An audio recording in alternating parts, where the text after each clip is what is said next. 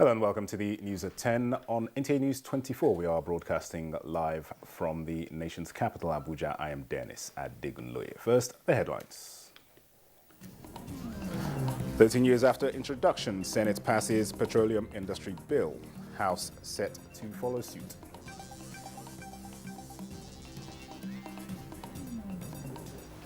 Soon, he will not have a hiding place. His strength will sure fail him, and the law will catch up with him. DSS advises Sunday Igboho to turn himself into security agencies following discovery of arms and ammunition at his residence.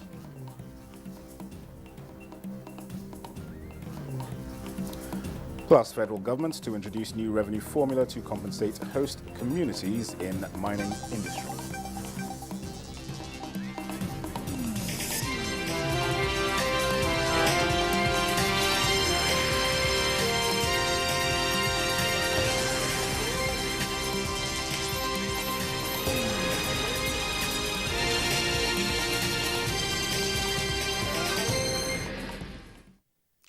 We'll begin at the National Assembly, where the Senate has passed the Petroleum Industry Bill, which it says, when signed into law, will reflect the yearnings of stakeholders in the oil and gas sector and make the market more competitive in Nigeria.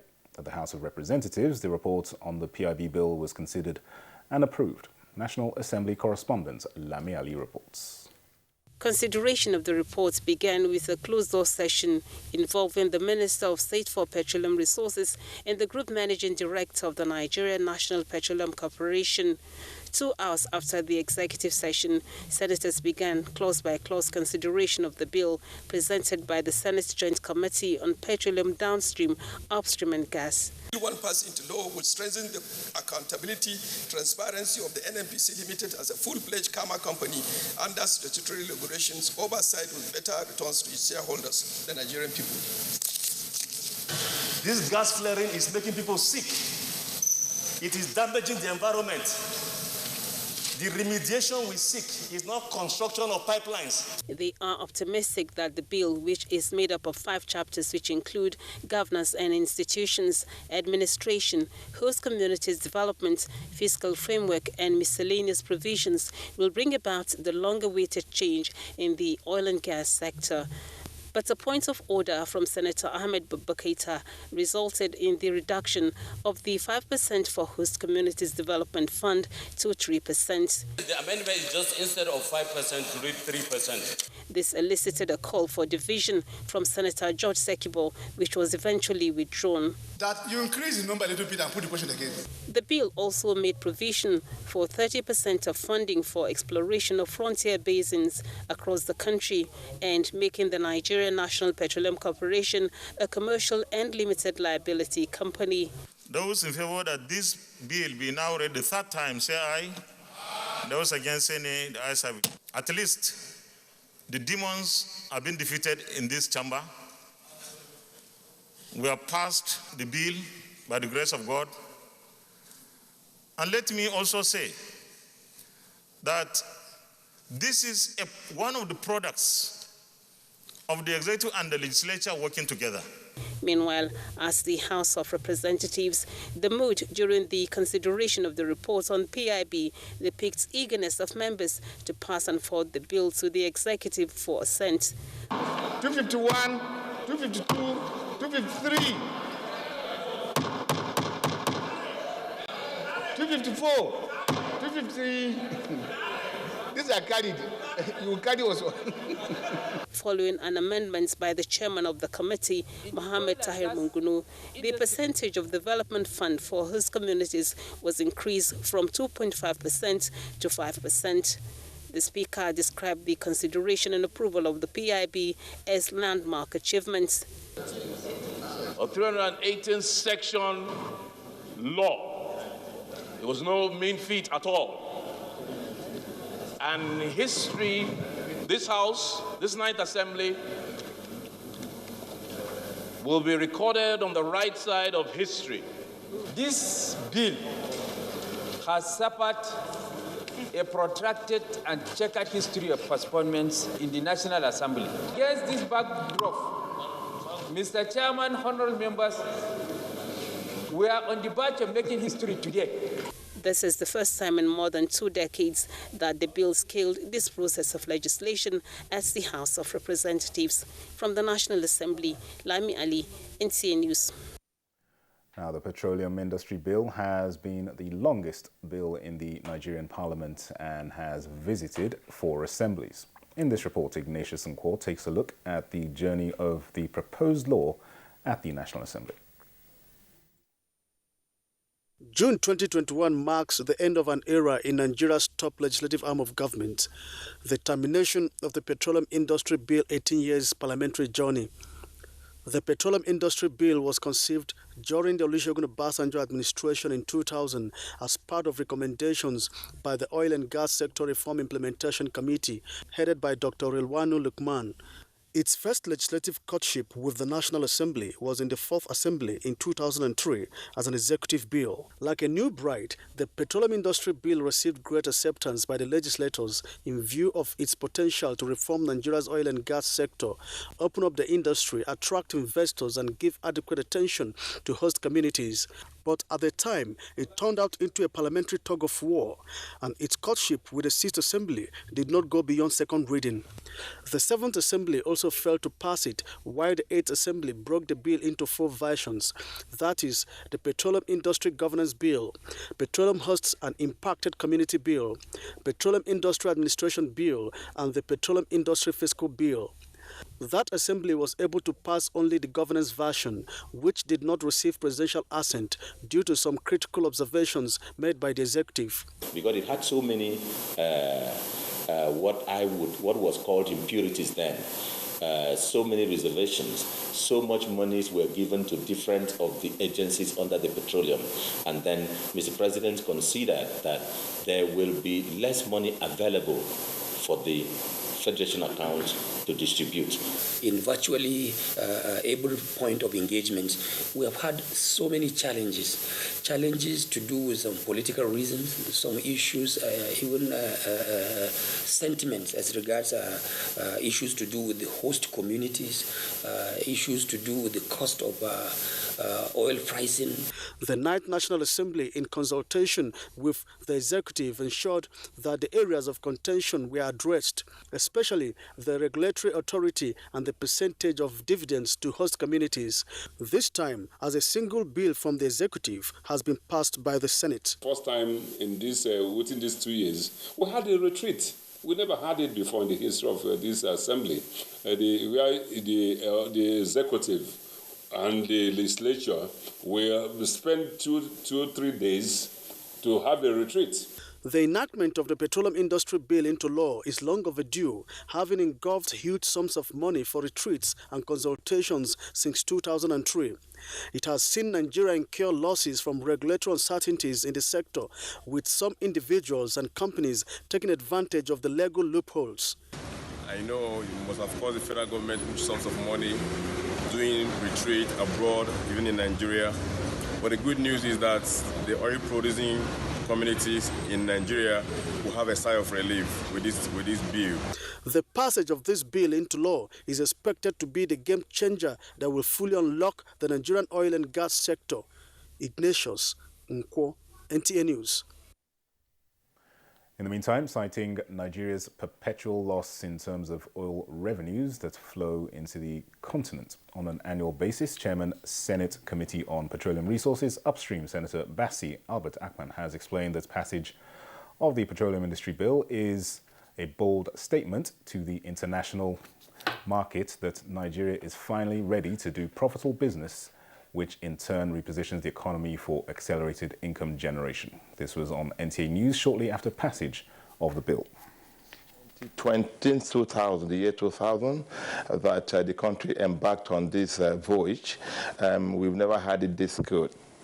And we know that based on submissions and various presentations, how much we have lost as a country. Over $50 billion has come into sub-Saharan Africa, and less than $3 billion has terminated in the country because of the obsolete laws that we once ran. I think what attracts an investor is the clarity of our laws and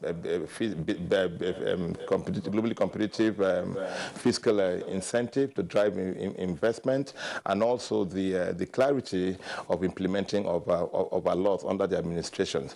So, and I believe that for once upon a time, that for this National Assembly to pass this bill in one day, correspondingly in both chambers of the National Assembly, I think underscores and has sent the desired signal that our country is ready for global investment. Senator Albert Akpan, Chairman, Senate Committee on Petroleum Upstream. And the Minister of Finance, Budget and National Planning, Zainab Ahmed, says government is excited by passage of the Petroleum Industry Bill by the Senate and insists subsidy on petrol must go to give more fiscal room for meaningful development.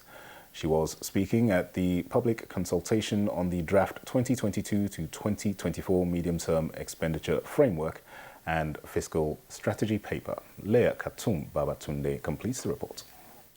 The public consultation is the first in the series before the draft document is made into a working medium-term expenditure framework and fiscal strategy paper.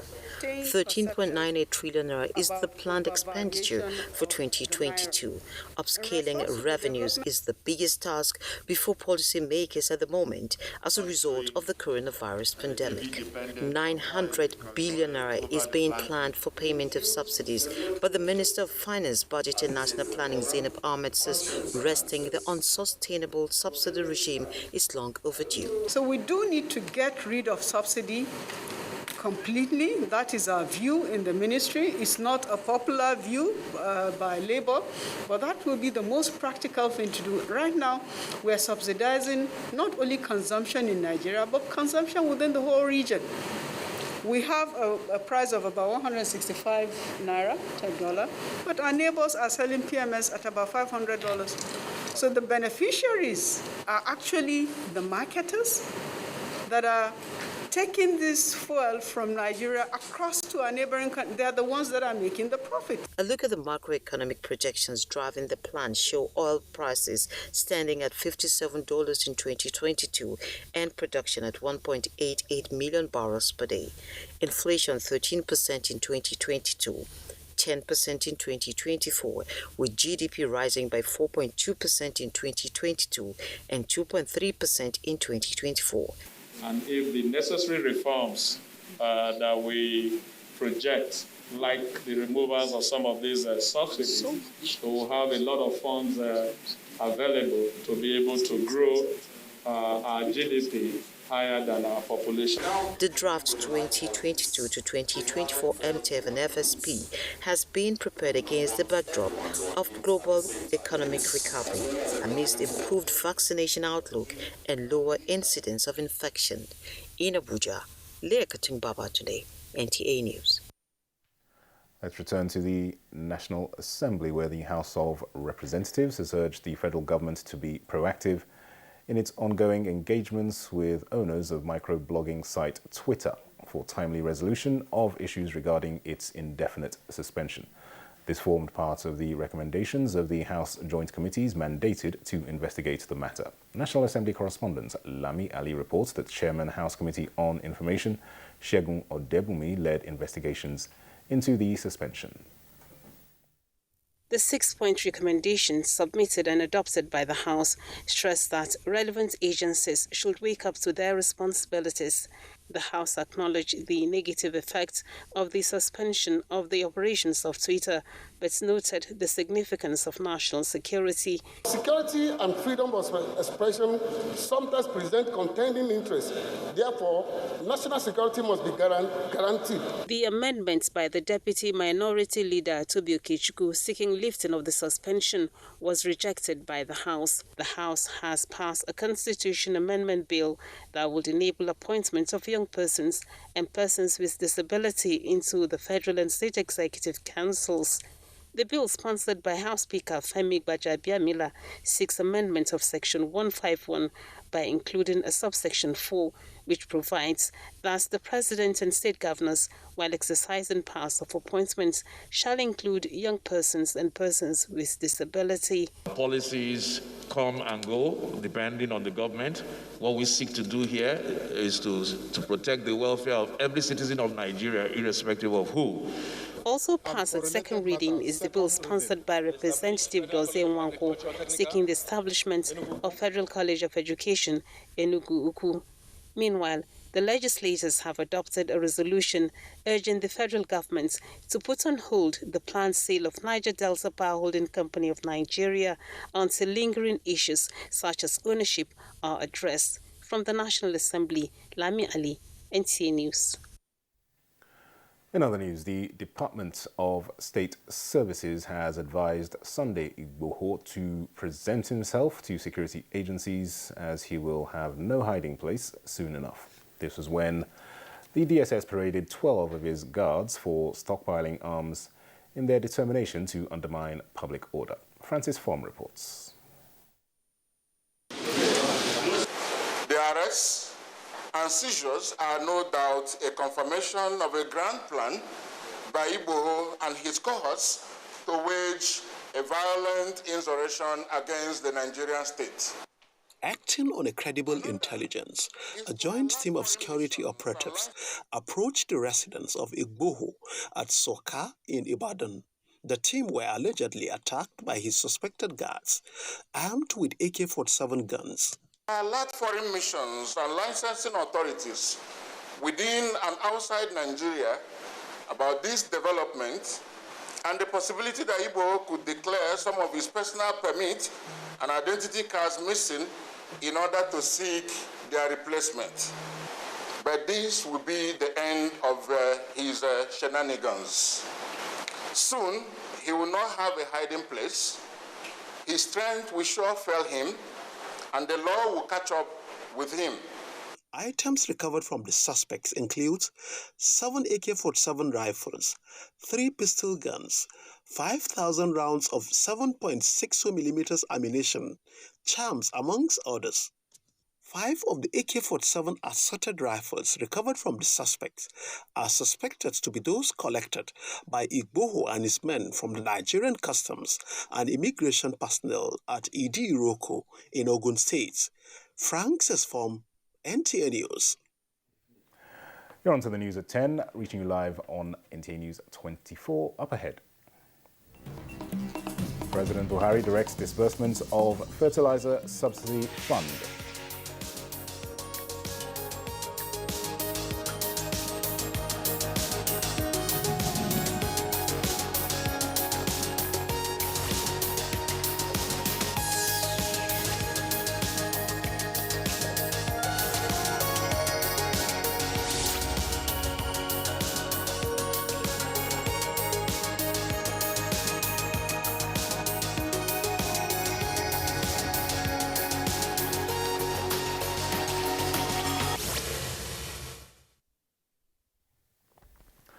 Good to have you back.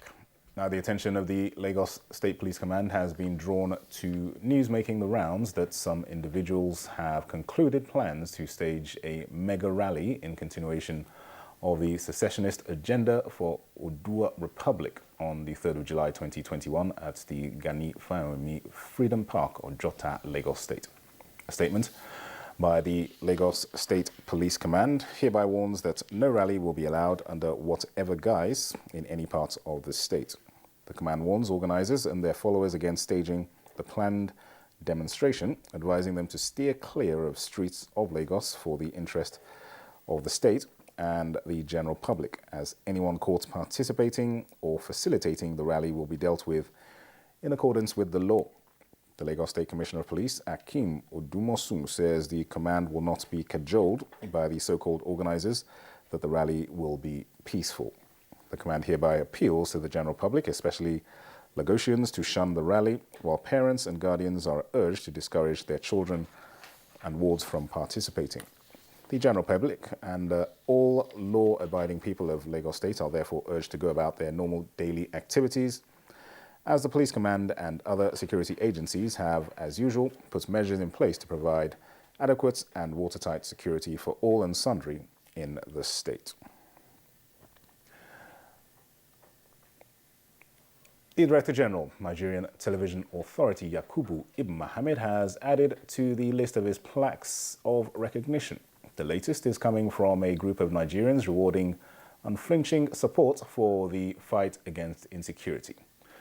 Abdullahi Mohammed reports. All right, that report is still in the process. We'll bring it to you as soon as we get it.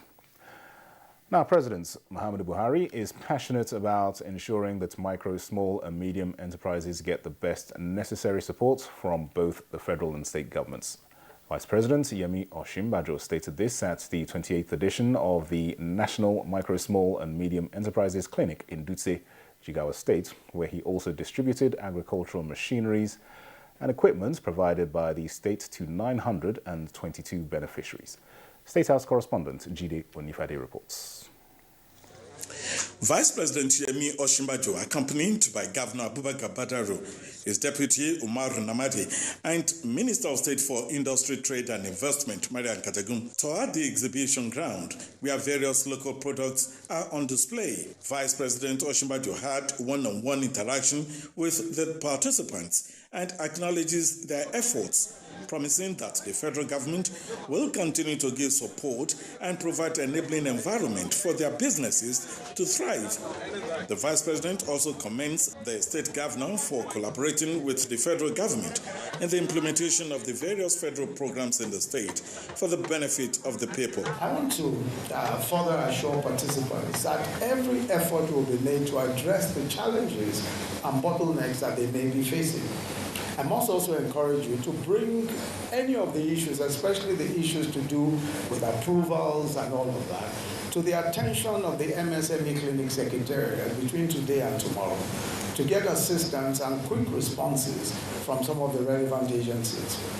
On his part, Governor Abubakar Badaro says the federal government continues to support the state in providing road infrastructure, dams, water for irrigation, and other support to traders, farmers, and even social intervention for the vulnerable in the state. His Excellency the President also recently tasked our Vice President, who is leading the steering committee of the National Poverty Reduction and Growth Strategy.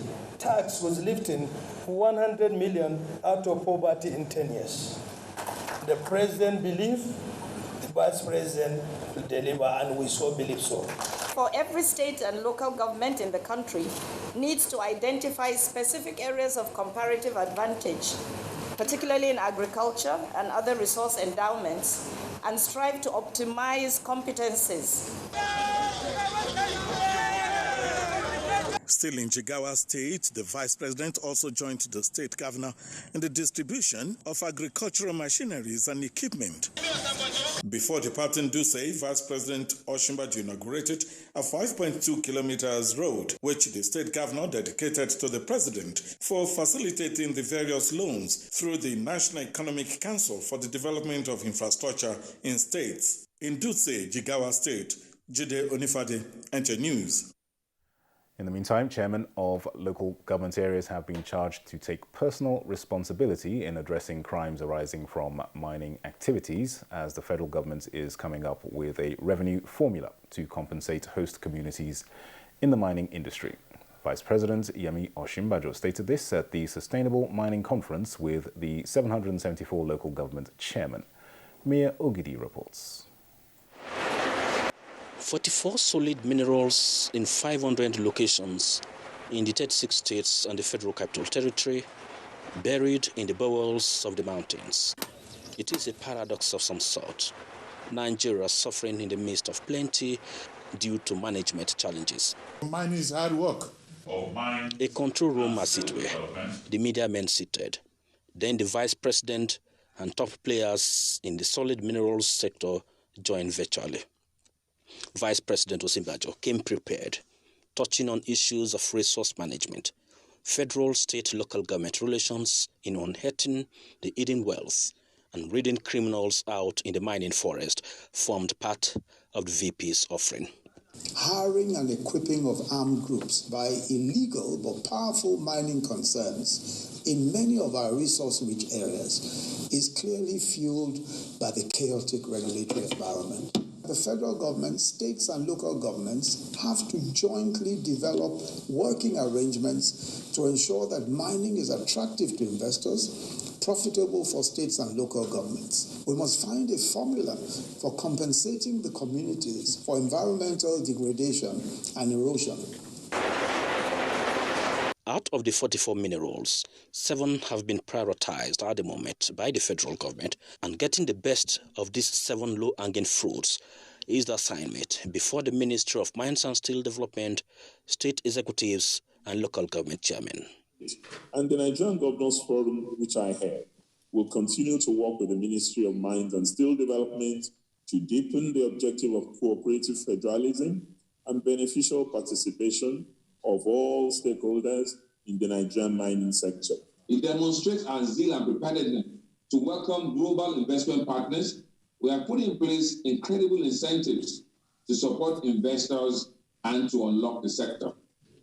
2 gold refineries almost ready in Nigeria.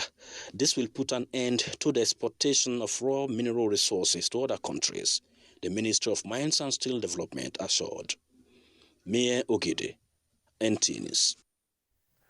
Director General, Nigerian Television Authority, Yakubu Ibn Mohammed, has added to the list of his plaques of recognition. The latest is coming from a group of Nigerians rewarding unflinching support for the fight against insecurity. Abdullahi Mohammed reports. Insecurity, a global concern. Winning the fight, a collective effort. Management and intelligence sharing, critical. And for being consistent in the discharge of these roles, the Director General, Nigeria Television Authority, was found to be excellent. His Director News stood in for him with a reassurance of NTA's continuous support. NTA remains committed in partnering with the nation's security agencies towards maintaining peace and security, because nothing can be achieved without peace and security. And we all know the situation in our country now, which is bedeviled by a lot of security challenges. So this is in recognition of that contribution of the NTA and the Director General in particular towards ensuring that peace and security are restored in the country. A compendium which seeks to guide the public in supporting security agents in keeping the peace was introduced. I want to say without missing word that national security concerns is everybody's business. A song was also dedicated to peace and security in Nigeria. In Abuja, Abdullah Mohammed, NTA News. You're on to the news at 10 on NTA News 24. Stay with us, more reports shortly.